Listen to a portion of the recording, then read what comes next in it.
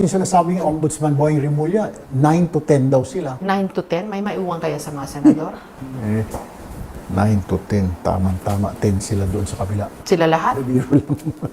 Biro lang. Itin mo si Erich, masyadong madaldal. Alam mo yung bading na bading ang dating mo? My God, Akla, Erich, ang landi mo. My gosh, ano pinagyayabang mo ba? Na-close ka talaga sa administrasyon?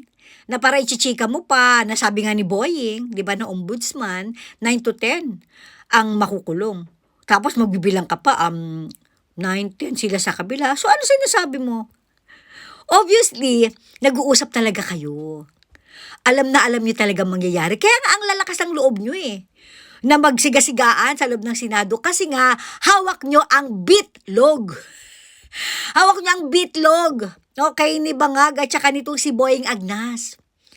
Ayun yun. Alam mo yung wala kang decency sa katawan. Sabagay isa ding kanormanyakol ito kaya hindi nito alam yung salitang respeto Putang ina, niyayabang mo.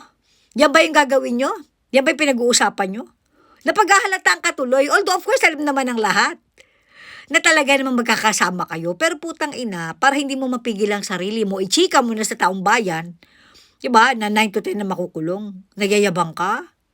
Ha? Erich? Tangina mo, ayusin mo muna yung ginawa mo sa Amerika. Tumakas ka dun, diba, para hindi ka ma-prosecute dun.